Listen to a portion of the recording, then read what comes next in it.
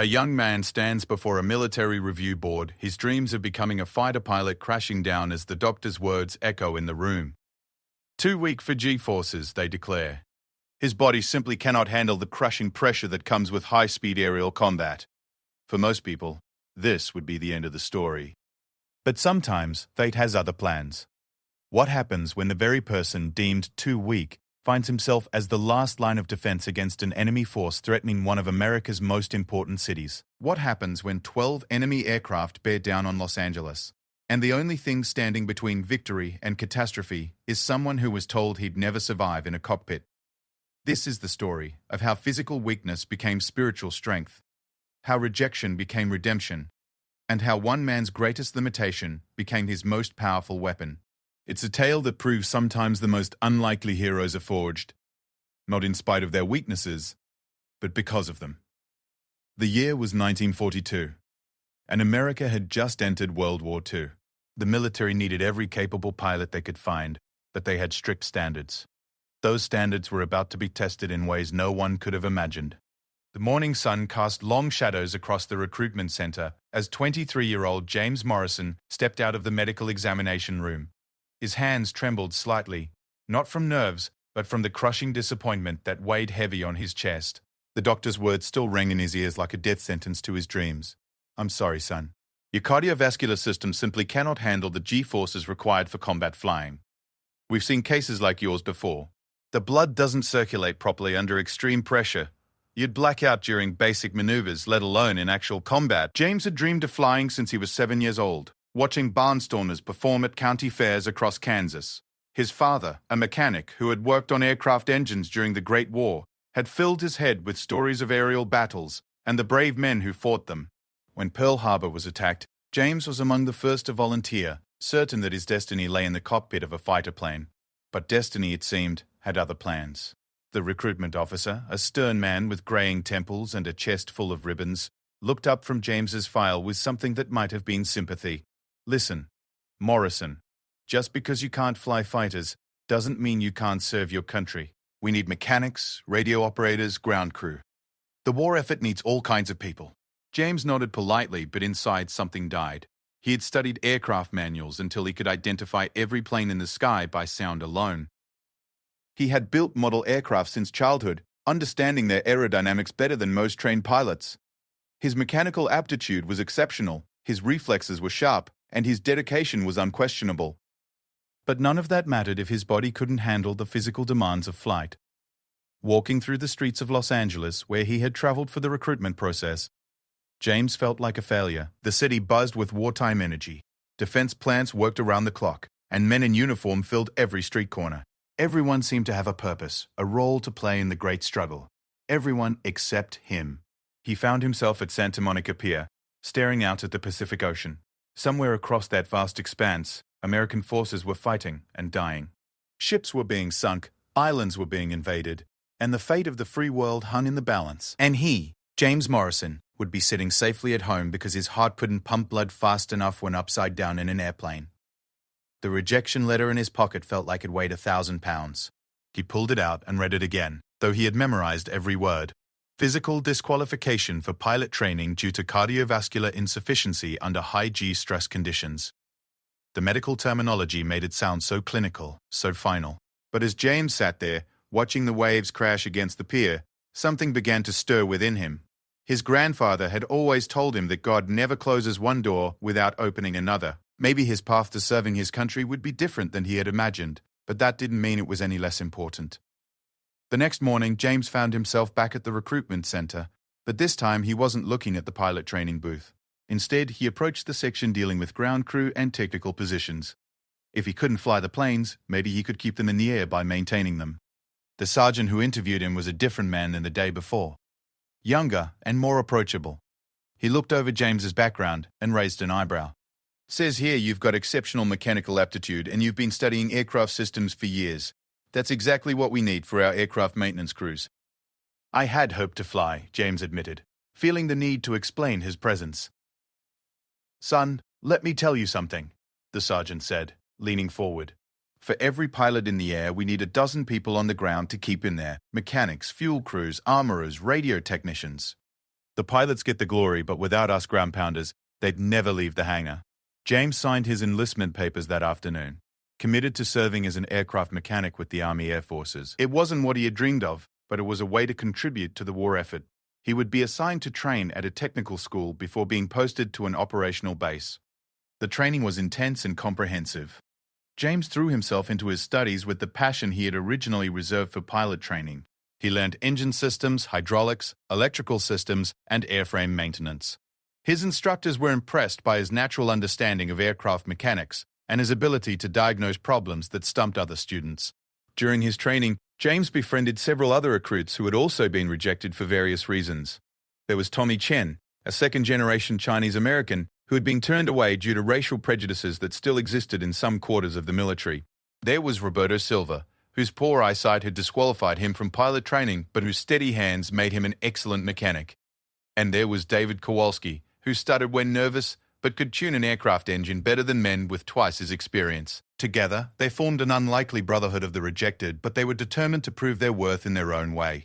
They studied together, practiced together, and supported each other through the difficult months of training. James often found himself taking on the role of unofficial leader, helping the others with complex mechanical concepts and encouraging them when the work seemed overwhelming. As his training neared completion, James received orders for his first assignment. He would be posted to a newly established airfield on the outskirts of Los Angeles, tasked with maintaining a squadron of P-40 Warhawk fighters that were being used for West Coast defense. It wasn't the exotic overseas posting he had once imagined, but it was important work. The West Coast was still considered vulnerable to enemy attack, and fighter squadrons like the one he would support were the first line of defense. The day before he left training, James received a letter from his father back in Kansas. "Son," his father had written in his careful handwriting, "I know you're disappointed about not becoming a pilot, but remember this. The men who kept my engine running during the last war were just as much heroes as the men who flew them. You take care of those birds, and they'll take care of America." James folded the letter carefully and put it in his wallet. He would carry those words with him to his new assignment, determined to prove that sometimes the best way to serve your country isn't by doing what you dreamed of doing, but by doing what needs to be done. As the train carried him toward Los Angeles and his new life as an aircraft mechanic, James stared out the window at the passing landscape. He didn't know it yet, but in just a few months, his weakness would become his greatest strength, and his rejection from pilot training would position him to save countless lives in a way no pilot ever could. Sometimes, the universe has a way of placing people exactly where they need to be, even when it doesn't make sense at the time. The train whistle blew as they approached the city, and James Morrison, the young man too weak for G-forces, prepared to begin his real journey into history. The Los Angeles Army Airfield was a sprawling complex of runways, hangars, and support buildings that hummed with constant activity. When James Morrison first arrived in early 1942, the base was still expanding rapidly to meet the growing demands of coastal defense. The attack on Pearl Harbor was fresh in everyone's mind, and the possibility of enemy raids on the West Coast seemed very real. James was assigned to the 47th Fighter Squadron, which operated P-40 Warhawks in defense of the Los Angeles area. The squadron commander, Major William Harrison, was a no-nonsense career officer who had already seen combat in the Philippines before being reassigned stateside. He had a reputation for demanding perfection from his men, both pilots and ground crew. On his first day, James was introduced to his immediate supervisor, Technical Sergeant Mike O'Brien, a grizzled veteran who had been maintaining aircraft since the 1920s. O'Brien looked James up and down with skeptical eyes, taking in his slight build and earnest expression. "So you're the kid who wanted to be a pilot but couldn't hack it," O'Brien said bluntly. "Well, let me tell you something, Morrison. Out here, we don't have time for dreamers or prima donnas. These birds need to be ready to fight at a moment's notice, and if you mess up, good men die. You think you can handle that kind of responsibility?" James straightened his shoulders and looked O'Brien directly in the eye. "Yes, Sergeant, I understand the stakes." O'Brien studied him for a long moment, then nodded. "We'll see. Come on, let me show you your new home." The hangar was a vast space filled with the distinctive shark-faced P-40S. The aircraft were painted in olive drab and grey, with the familiar red, white and blue roundels on their wings. The smell of aviation fuel, hydraulic fluid and metal polish filled the air. Mechanics worked on various aircraft, some with their engines exposed, others having their guns serviced or their radios checked. James was assigned to work under Corporal Frank Martinez, a soft-spoken man from New Mexico who had an almost mystical understanding of aircraft engines. Martinez took James under his wing and began teaching him the specific quirks and characteristics of the P-40's Allison V-Vi 1710 engine. Every plane is different, Martinez explained as they worked on a particularly troublesome engine. This bird here, she runs a little hot on the port side. You have to watch the cylinder head temperatures like a hawk. That one over there, she's got a slight oil leak that we can't quite track down, but as long as we keep her topped off, she'll fly all day. James absorbed everything like a sponge. He quickly learned that maintaining combat aircraft was far more complex and demanding than anything he had studied in training. These machines were pushed to their limits every day, and the margin for error was essentially zero. A loose bolt or improperly adjusted carburetor could mean the difference between a pilot coming home alive or not coming home at all. Within a few weeks, James had earned a reputation as a dedicated and skilled mechanic. He would often work late into the evening, long after his shift had ended, making sure every aircraft in their section was in perfect condition. His attention to detail was exceptional, and he had a knack for spotting potential problems before they became serious issues. The pilots began to notice his work. Lieutenant Robert Buck Freeman, one of the squadron's most experienced pilots, specifically requested that James work on his aircraft whenever possible. "That kid Morrison knows his stuff," Freeman told Major Harrison. "When I see his signature in my logbook, I know everything's going to work exactly like it's supposed to." But James's real breakthrough came during a routine inspection of one of the squadron's newest P-40s. The aircraft had just arrived from the factory and was supposed to be ready for immediate service. As James performed his initial examination, something didn't feel right about the engine mounts. The vibration pattern seemed off, and there was a subtle irregularity in the way the engine sat in its cradle. Most mechanics might have signed off on the aircraft, trusting that factory quality control had done its job. But James had learned to trust his instincts, even when they contradicted official paperwork. He spent the better part of a day carefully examining the mount assembly, checking torque specifications and looking for any signs of improper installation. What he found potentially saved a pilot's life. One of the critical engine mount bolts had been improperly heat-treated during manufacturing. It looked normal, but was actually brittle and would have likely failed during the stress of high-G maneuvering. If it had failed in flight, the engine could have torn itself loose from the airframe with catastrophic results. When Sergeant O'Brien saw what James had discovered, his skeptical attitude toward the young mechanic changed completely. "How the hell did you spot that?" he asked, examining the defective bolt under magnification. "It just didn't feel right," James explained. "The vibration was wrong, and when I looked closely at the bolt, the surface finish wasn't quite what it should have been." O'Brien shook his head in amazement. "Kid, you've got something special." Most mechanics would have missed that completely. Word of James's discovery quickly spread through the squadron. The defective aircraft was grounded and thoroughly inspected, revealing several other quality control issues that could have been dangerous. The incident led to a review of inspection procedures for newly delivered aircraft, potentially preventing future accidents. Major Harrison called James into his office the following week. "Morrison, I've been hearing good things about your work. Sergeant O'Brien tells me you're developing into one of his best mechanics. I'm putting you in charge of a crew of your own." James was promoted to corporal and given responsibility for maintaining 6 aircraft and supervising 4 other mechanics. It was a significant responsibility for someone so young and new to the unit, but he had proven himself capable of handling the pressure. His crew included Tommy Chen, who had finally been accepted into service and had requested assignment to the same unit as James. Also assigned were 2 experienced mechanics who initially resented taking orders from someone so much younger than themselves. James had to prove his leadership abilities as well as his technical skills.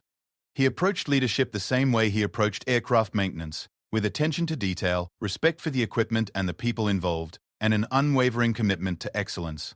He worked alongside his men rather than simply giving orders, and he made sure to give credit where it was due, while taking responsibility for any mistakes. The turning point came during a particularly challenging maintenance situation. One of the squadron's aircraft had suffered an engine failure during training, and the replacement engine had some compatibility issues that weren't immediately apparent. James and his crew worked for 3 straight days, sleeping in the hangar and eating meals brought to them by the mess hall staff. The problem was complex, involving electrical system differences between the original engine and its replacement. Most of the squadron's mechanics were stumped, and there was pressure to simply declare the aircraft a total loss and wait for a replacement. But James was determined to get the bird flying again. Working with Tommy Chen, who had turned out to have exceptional electrical troubleshooting skills, James developed a creative solution that involved rewiring portions of the ignition system and modifying some of the engine accessories.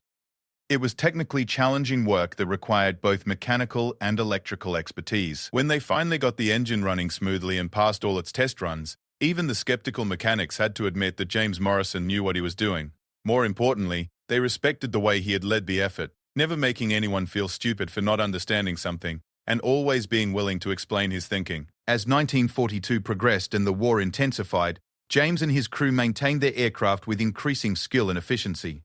They took pride in having one of the highest availability rates in the squadron, meaning their aircraft were ready to fly when needed more often than those maintained by other crews. James had found his purpose, even if it wasn't the one he had originally envisioned. He was serving his country, protecting American lives, and making a real difference in the war effort. The rejection that had once seemed like the end of his dreams had actually led him to discover talents and abilities he never knew he possessed.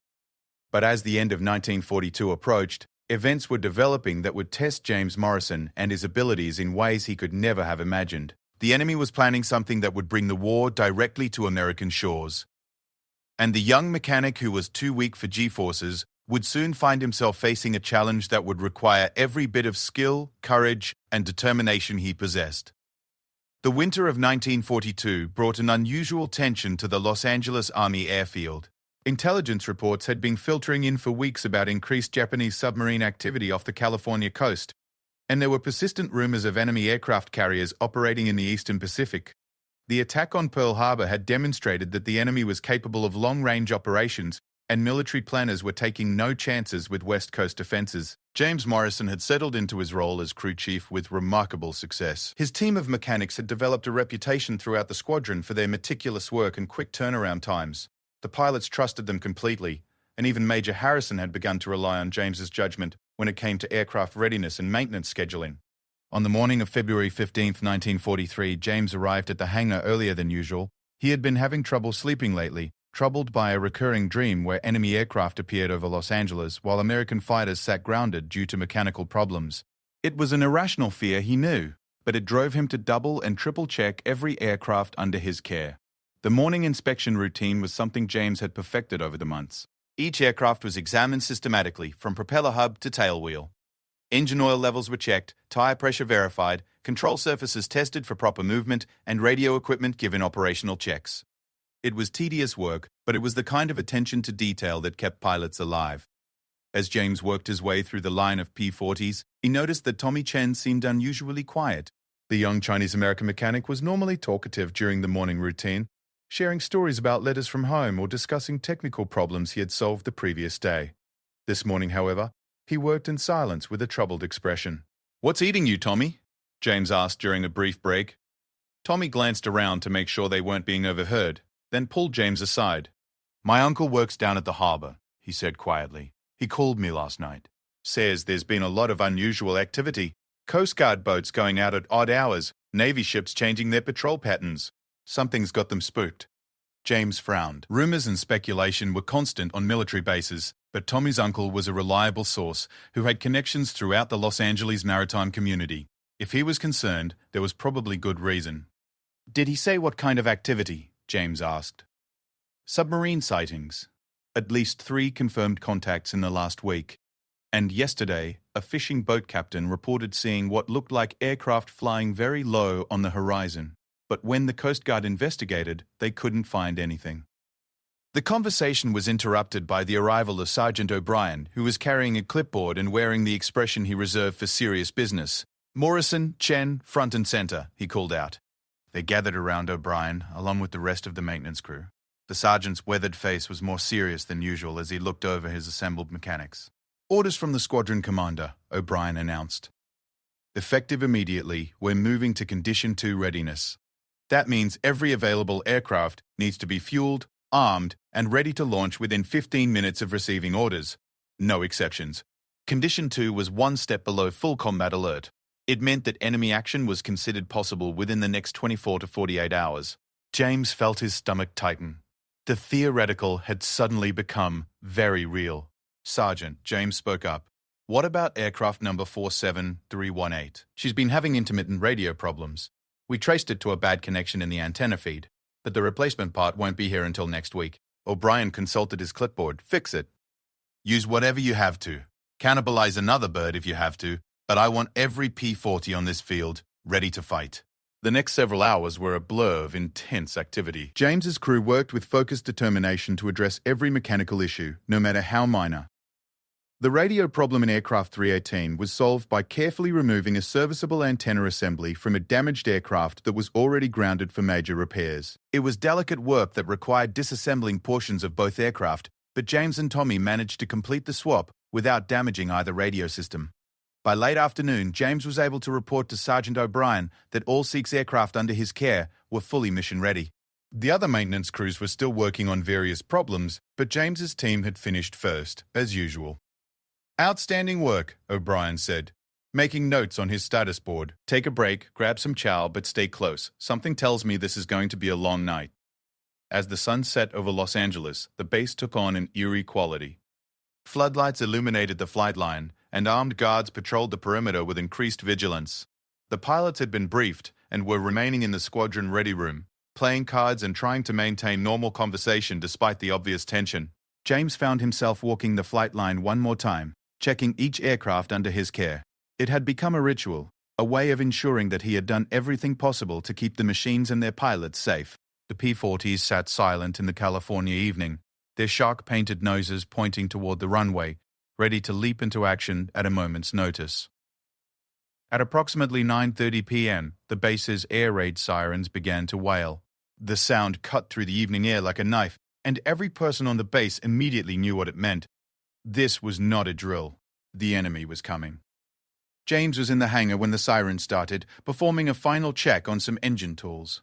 The sound sent an electric shock through his entire body. He dropped what he was doing and ran toward the flight line, where pilots were already sprinting toward their aircraft. The scene that followed was controlled chaos. Pilots climbed into cockpits while mechanics performed last-second checks and pulled away wheel chocks. Engines roared to life one after another, filling the air with the distinctive sound of Allison VU 1710 engines at high power.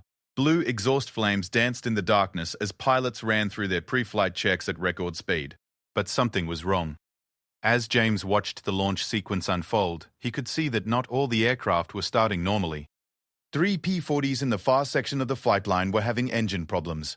Their starters were grinding, but the engines weren't catching. In the darkness and confusion, it was impossible to see exactly what was wrong, but precious time was being lost. James grabbed Tommy and 2 other mechanics from his crew. "Come on," he shouted over the noise. "Those birds need help." They sprinted across the tarmac toward the troubled aircraft. As they got closer, James could see that the problems were all similar. The engines were turning over, but not firing properly. It looked like fuel system issues, possibly caused by the cold evening air affecting carburetor adjustments that had been made during the warmer daytime hours. The lead pilot of the troubled section was Lieutenant Freeman, the same pilot who had specifically requested James's work. Freeman was frantically working through his starting procedures, but his engine continued to refuse to catch. James could see the frustration and concern on the pilot's face through the cockpit canopy. Without hesitation, James climbed up on the wing and signaled for Freeman to try a slightly different procedure. In the noise and confusion of the moment, detailed explanations were impossible. But James had worked on Freeman's aircraft so many times that they had developed an almost telepathic understanding of the machine's quirks. James made rapid hand signals indicating that Freeman should adjust his fuel mixture and try a different starting technique. The pilot nodded and followed James's guidance. On the next attempt, the engine caught and roared to life, sending a blast of warm air and exhaust across the mechanic's face. Meanwhile, Tommy and the other mechanics were having success with the remaining 2 aircraft. Within minutes, all 3 problem aircraft were running normally and ready for takeoff. As the last P-40 taxied toward the runway, James stood on the tarmac watching 12 American fighters accelerate into the dark California sky. The aircraft disappeared into the night, their navigation lights blinking as they climbed toward their assigned patrol areas. Only then did James realize that his heart was pounding and his hands were shaking slightly, not from fear, but from the intensity of the moment. For the first time since his rejection from pilot training, he felt like he was truly part of the fight. But as he would soon discover, this was only the beginning. Somewhere out there in the darkness, 12 enemy aircraft were approaching the coast of California, and the skills that James Morrison had developed as a rejected pilot candidate were about to be tested in ways that no one could have predicted. The radio crackled to life in the Squadron Operations Center at 10:47 p.m. James Morrison was still on the flight line, helping other maintenance crews with last-minute issues, when Sergeant O'Brien came running out of the building with a look of grim determination on his face. "Morrison!" O'Brien shouted. "Get in here! They need you in ops!" James sprinted toward the operations building, his mind racing. Why would they need a mechanic in the nerve center of the squadron's flying operations? As he burst through the door, he saw Major Harrison standing over a large plotting table with several other officers. Radio operators were frantically working their equipment, and the tension in the room was palpable. "Morrison," Major Harrison called without looking up from the plotting board. "You know more about radio systems than anyone else on this base. We've got a problem." The major pointed to the plotting table, where small model aircraft showed the positions of the squadron's fighters. "Our birds are up there, but we're losing radio contact with 3 of them. The radio operator thinks it might be equipment failure, but the timing is too coincidental. Something else is going on." James moved closer to examine the situation board. The 12 P-40s had been deployed in 4 flights of 3 aircraft each, covering different sectors along the coast. The 3 aircraft experiencing radio problems were all from different flights, which made random equipment failure seem unlikely. "Sir," James said carefully, "if I may ask, what exactly are our pilots supposed to be intercepting?" Major Harrison hesitated for a moment, then seemed to decide that James needed the full picture. "Radar stations have detected a formation of unidentified aircraft approaching from the west. 12 contacts, flying low to avoid detection. They're approximately 40 miles offshore and closing on the Los Angeles area." James felt his blood run cold. 12 enemy aircraft approaching Los Angeles, and 3 of their interceptors were experiencing communication problems at the worst possible moment. The implications were terrifying. "Permission to examine the radio log, sir?" James asked. Major Harrison nodded toward the radio operator. "Show him everything." The radio operator, a young sergeant named Williams, pulled out a logbook and began explaining the sequence of events. First contact lost was Lieutenant Morrison in blue flight at 22:43. Then Lieutenant Rodriguez in red flight went silent at 22:45. Finally, Lieutenant Patterson in yellow flight stopped responding at 22:47. James studied the times and positions. There was definitely a pattern, but it wasn't what he had initially expected. "Sergeant, were these complete radio failures or just loss of voice communication?" "That's the strange part," Williams replied. "We're still getting their identification transponder signals, so their radios are working. They're just not responding to voice calls." Suddenly, James understood what was happening, and the realization made his stomach drop. "Major, I don't think this is equipment failure. I think our pilots are being jammed." The room fell silent as everyone turned to stare at James. Major Harrison frowned. "Explain." "Sir, if the enemy is sophisticated enough to mount a coordinated attack on the mainland, they're probably sophisticated enough to jam our radio frequencies. But they would want to be selective about it. They'd want to disrupt our coordination without completely alerting us to their presence. So they're jamming voice communications while leaving the transponder frequencies alone to make it look like equipment problems." Major Harrison's expression grew even more grave. "That would mean the enemy knows our frequencies and our operational procedures. Morrison, if you're right, our pilots are flying blind into a trap." James nodded grimly. "And worse, sir.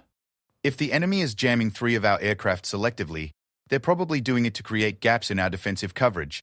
They're herding our remaining fighters away from their intended approach route." The major turned to his intelligence officer. "Captain Burke, is this possible? Could the enemy have that level of detailed knowledge about our operations?" Captain Burke, a thin man with wire-rimmed glasses, looked uncomfortable. "It's possible, sir. There have been reports of enemy agents operating on the West Coast. If they had someone observing our training flights and radio procedures for several weeks, the radio crackled again, and Sergeant Williams pressed his headphones closer to his ears. "Sir, I'm getting a transmission from White Flight Leader.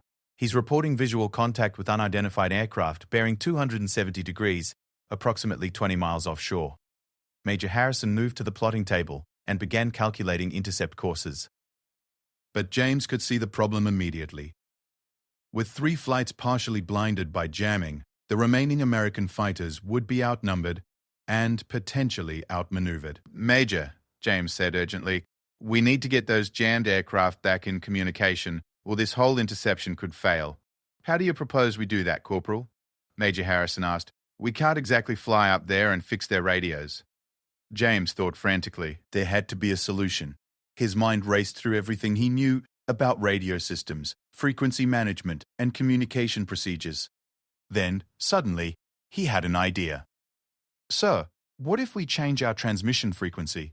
If the enemy is jamming our standard operational frequencies, we could try to reach our pilots on the emergency frequency, or even on one of the training frequencies they might have preset in their radios. Major Harrison looked skeptical. That's a long shot, Morrison. And even if it works, our pilots might not be monitoring those frequencies. It's worth trying, sir. And there's something else. If I'm right about the jamming being selective, the enemy might not be covering all possible frequencies. They'd focus on the ones they know we use most commonly. The Major considered for a moment, then nodded to Sergeant Williams. Try it.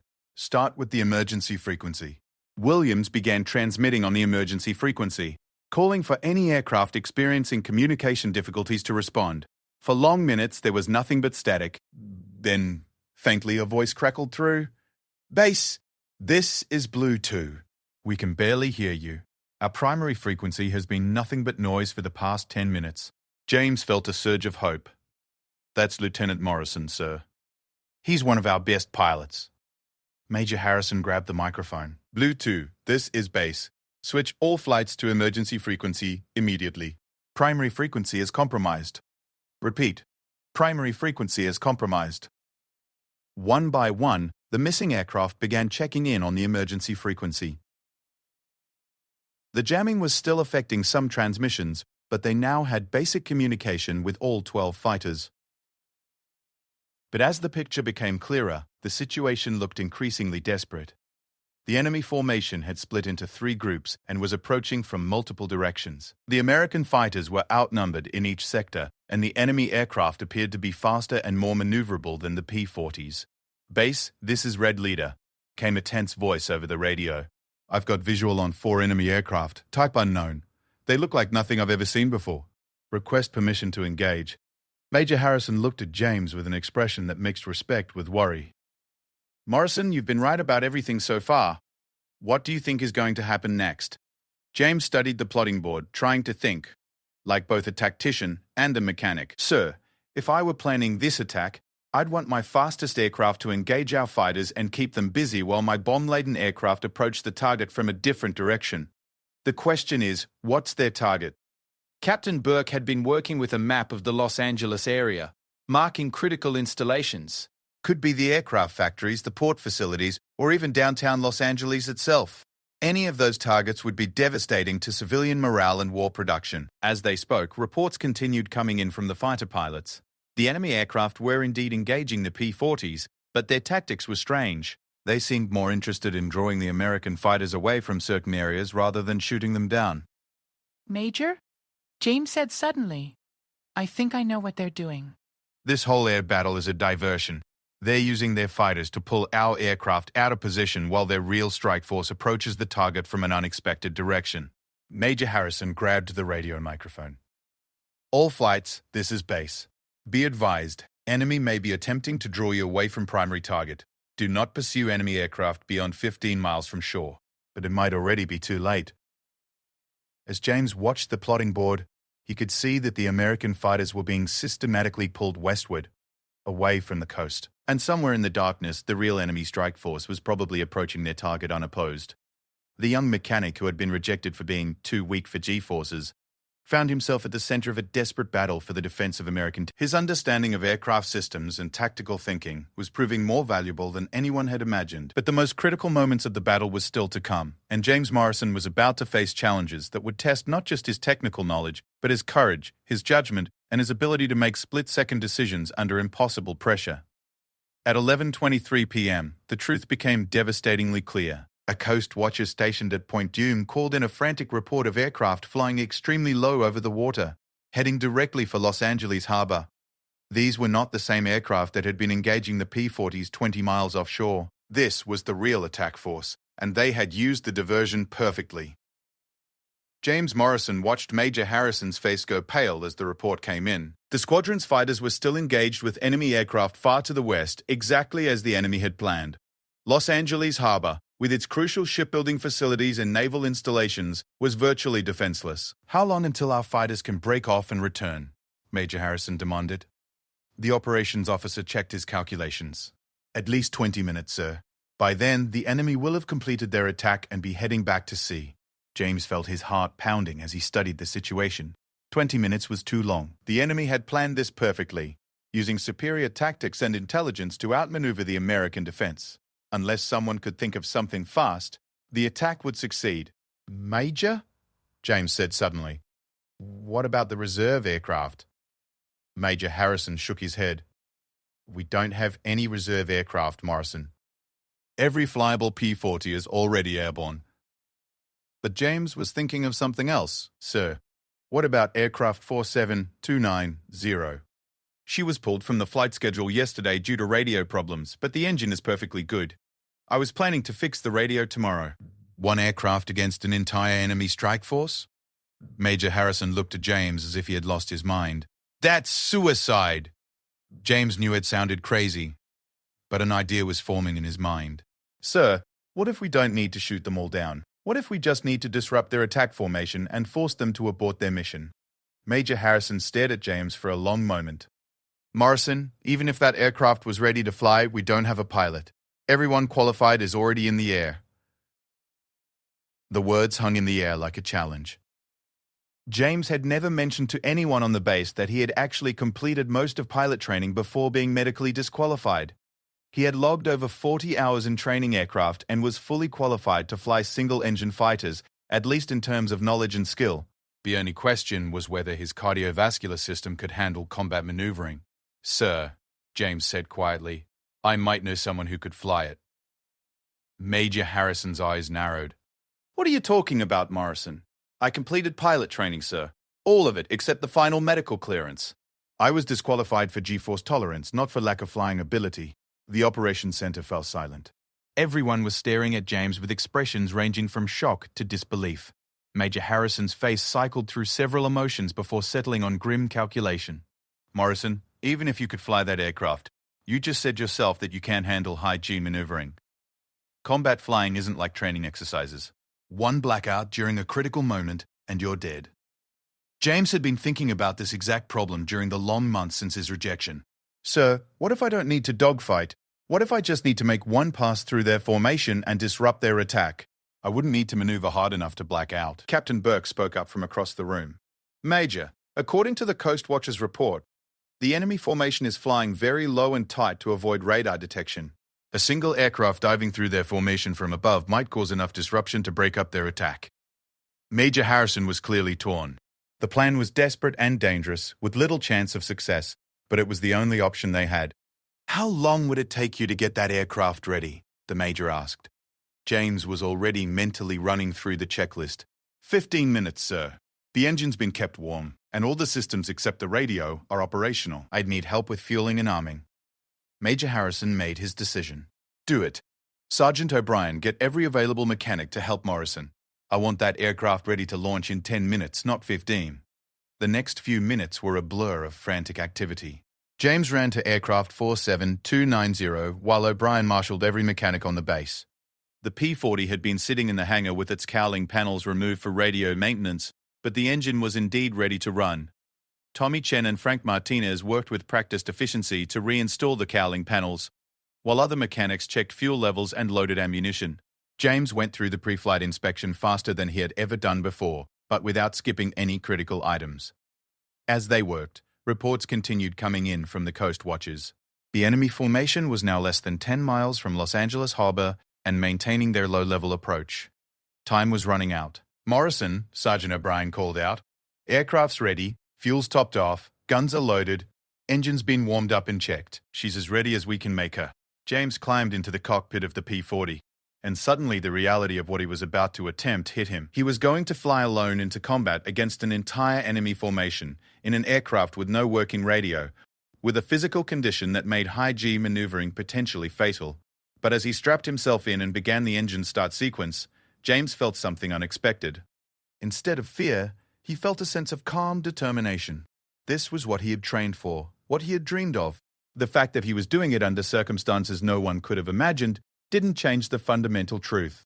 He was finally going to serve his country as a pilot. The Allison engine caught on the first try and settled into its familiar rumble. James quickly ran through the before takeoff checklist, then taxied toward the runway. In the control tower, Major Harrison was coordinating with air traffic control to clear the airspace. As James lined up on the runway, he He could see the concerned faces of his fellow mechanics watching from the edge of the flight line. Tommy Chen gave him a thumbs up, and even the normally stoic Sergeant O'Brien raised his hand in a gesture of support. James pushed the throttle forward, and the P-40 began its takeoff roll. The familiar sensation of acceleration pressed him back into his seat, and suddenly he was airborne over the lights of Los Angeles. Below him, the city spread out like a glittering carpet, unaware that enemy aircraft were approaching with the intent to bring death and destruction to American soil. Following the vectors provided by Major Harrison, James climbed to 8,000 feet and turned toward the coast. His plan was simple but dangerous. Locate the enemy formation, climb above them, then dive through their ranks in the hope of disrupting their attack formation enough to force them to abort their mission. At 11:41 p.m., James spotted them. 12 dark shapes flying in tight formation just above the wave tops, heading directly for Los Angeles harbor. They were flying so low that their propeller wash was creating spray from the ocean surface. It was an impressive display of skill and coordination, but it also made them vulnerable to attack from above. James positioned himself directly above and slightly ahead of the enemy formation, then pushed the nose of his P-40 into a steep dive.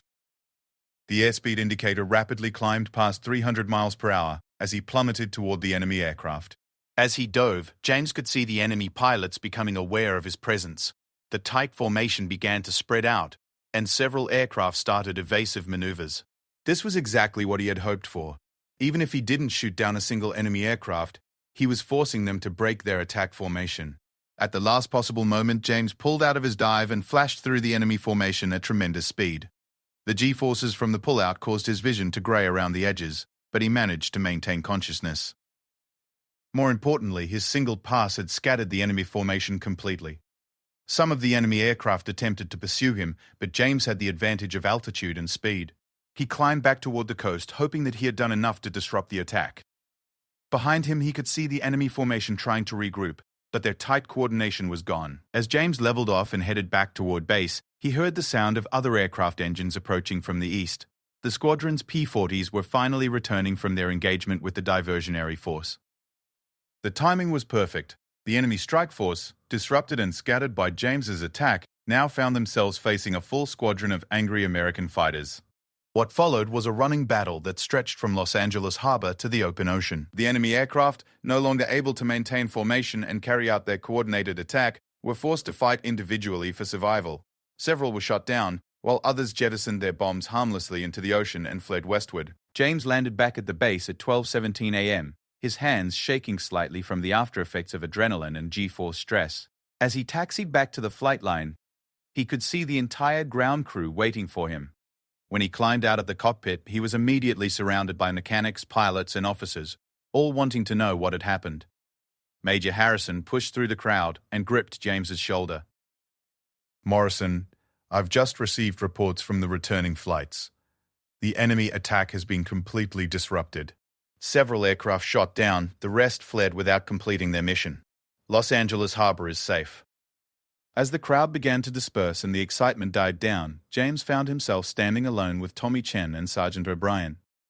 The older mechanic looked at him with an expression of pride mixed with amazement. "You know, Morrison," O'Brien said, "when you first showed up here, I thought you were just another kid who couldn't make it as a pilot. Turns out I was wrong. You're not just a pilot, you're something more than that." James smiled tiredly. "I'm still the same guy who was too weak for G-forces, Sergeant. I just found a different way to fight." Tommy Chen grinned. "Maybe being too weak was exactly what made you strong enough to do what needed to be done tonight." As the base settled back into its normal routine and the immediate crisis passed, James Morrison reflected on the strange path that had brought him to this moment. His rejection from pilot training had led him to become an aircraft mechanic, which had given him the technical knowledge to solve the radio jamming problem. His mechanical expertise had earned him the trust and respect that allowed Major Harrison to take a chance on his desperate plan. And his supposedly inadequate cardiovascular system had proven just strong enough to handle the one mission that mattered most. In the months and years that followed, James Morrison would continue to serve as both a mechanic and an occasional pilot, becoming one of the most decorated non-commissioned officers in the Army Air Forces. But he never forgot the lesson he learned that night over Los Angeles harbor. Sometimes the qualities that seem like weaknesses are actually the foundations of our greatest strengths. The young man who was too weak for G-forces had saved countless American lives and helped protect one of the nation's most important cities. He had proven that heroes come in all forms, and that sometimes the most unlikely people are capable of the most extraordinary acts of courage. As James finally headed to his barracks for a few hours of well-deserved rest, he carried with him the knowledge that he had found his true calling. He wasn't just serving his country, he was serving it in a way that no one else could have. And that made all the difference.